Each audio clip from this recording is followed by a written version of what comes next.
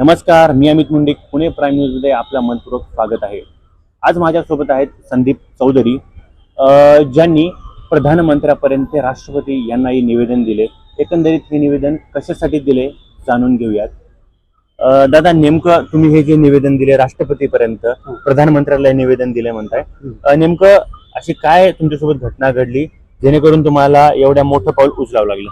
नमस्कार, माझं नाव संदीप चौधरी. मी पुणे महानगरपालिका आरोग्यवर्धिनी धायरी येथे कामाला होतो. मी माझा ठेकेदार LVG private limited, LVG services and private limited या कंपनीत अटेंडंट म्हणून मी तिथे जॉब करत होतो. तर आमचा जो पगार आहे हा पगार 2 महिने 20 दिवसांनी म्हणजे 80 दिवसांनी पगार होता. मी रेंटेड पर्सन आहे, माझ्या मागे एक मुलगा आहे आत्ता सध्याला.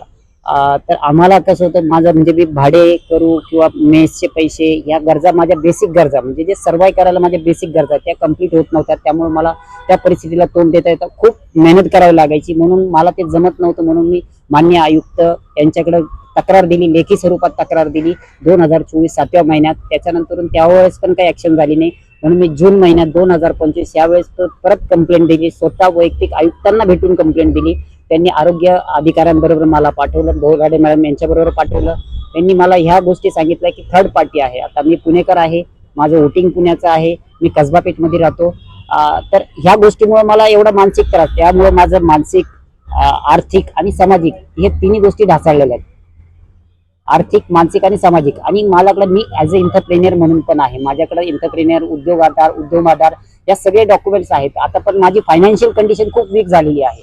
माझा मुलगा आता त्याचे शिक्षण आहे, 15 तारखेला शाळा उघडणार आहे. त्याची फीज पेंडिंग राहिली. 4 महिने बेरोजगार असल्यामुळे शाळेची फी 30,000 आहे, 30,000 रुपये राहिली. मी भरपूर ठिकाणी भेटलो की निदान माझ्यासाठी नाही, माझ्या मुलाची फी माफी मिळावी याच्यासाठी माझे प्रयत्न झाले. माझं काही नाही. बरं, एकंदरीत आता तुम्ही सांगताय की आता तुमची परिस्थिती पण बिकट आहे. मग यासाठी तुम्ही स्थानिक नेत्यांकडे, आमदारांकडे, नगरसेवकांकडे दाद मागली का? कोणाकडे मागितली? सांगितलं, माझे आमदार माननीय हेमंत रासने यांना मी स्वतः वैयक्तिक माझा लेखी स्वरूपात अर्ज दिलेला आहे की मला निदान जोपर्यंत माझी परिस्थिती सुधारत नाही तोपर्यंत 500-600 रुपयाचा रोजंदारीचं काम मला मिळावं. आता तुम्ही म्हणता जे तुम्ही अर्ज जे दिलेले ते अर्जाची कॉपी आहे का तुमच्याकडे? आहे माझ्याकडे. यांचे सगळ्यांचे जावक क्रमांकापासून सगळ्या गोष्टी आहेत. राष्ट्रपतीचा जावक क्रमांक आहे, प्रधानमंत्रीचा जावक क्रमांक आहे, आरोग्य अधिकाऱ्यांचा जावक क्रमांक आहे, मुख्य प्रशासन अधिकाऱ्याचा जावक क्रमांक आहे. आमचे PF भरले नाही तर PF आयुक्तांचा जावक क्रमांक आहे. त्याच्यानंतरून माननीय आमदारांसाहेबांचा पण स्टॅम्प आहे. माननीय अजितदादा पवारांचे त्यांनी स्टॅम्प दिले नाहीत मला, पण त्यांच्याकडे मी त्यांच्या स्वतः वैयक्तिक बंगल्यावर जाऊन दिलेले आहे, बारामतीच्या ऑफिसला दिलेला आहे, सर्किट हाऊसला वैयक्तिक जाऊन भेटलं पालकमंत्र्यांनाही. या सगळ्या प्रोसेस मी सगळ्या लिगली केलेल्या आहेत आणि हे सगळ्याचे एव्हिडन्स माझ्याकडे आहे.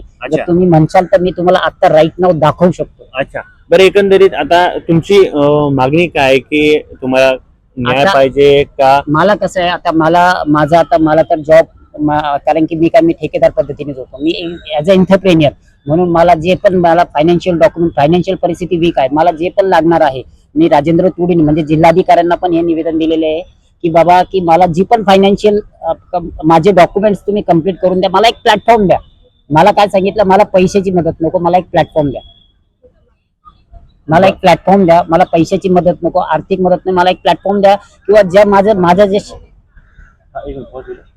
अर्ज दिलेत त्याची ही सत्यप्रत आहे आणि डायरी नंबर्स पण आहेत त्याचे, जे मी प्रधानमंत्री आणि राष्ट्रपती भवनला जमा करून आलेलो आहे.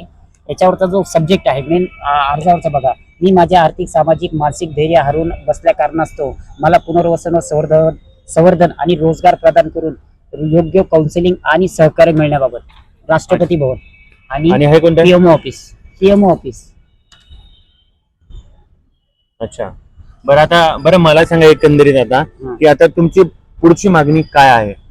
माझी पुढची मागणी की मला जे पण फायनान्शियल सपोर्ट लागेल, माझे जे डॉक्युमेंट्स लागेल, जे मला करायचं आहे, म्हणजे मला कृषी किंवा 2-3 क्षेत्रात काम करायचं, त्या संदर्भात मला गाईडलाईन भेटली पाहिजे.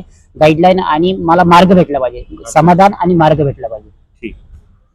एकंदरीत आपण यांची बाजू जाणून घेतलेली आहे. त्यांनी स्थानिकचे जे नेते आहेत हेमंत रासने झाले आणि ते कसबा विधानसभामध्ये त्या मतदारसंघात असतात आणि त्यांनी हे पण सांगितलेलं आहे की मी रासनेंनाच मतदान केलेलं आहे आणि तरी सुद्धा ते आज मला महिन्याला 400 ते 500 रुपयाचं, दिवसाला 400 ते 500 रुपयाचं काम सुद्धा देऊ शकत नाहीत. ही खंत सुद्धा त्यांनी व्यक्त करून दाखवलेली आहे. माननीय राज ठाकरे साहेब प्रधानमंत्री साहेब आणि राष्ट्रपती यांच्यापर्यंत आणि पालकमंत्री पुणे जिल्ह्याचे पालकमंत्री अजितदादा पवार यांच्याकडे त्यांनी मागणी केली, परंतु यांची मागणी आतापर्यंत पूर्ण झालेली नाहीये आणि त्यांनी त्यांची मागणी सुद्धा सांगितलेली आहे. एकंदरीत सरकार, मंत्री महोदय सगळे झोपलेत का, हा प्रश्न आता सामान्य नागरिकांना पडतोय. कॅमेरा पर्सन सोबत अमित मुंडे, पुणे.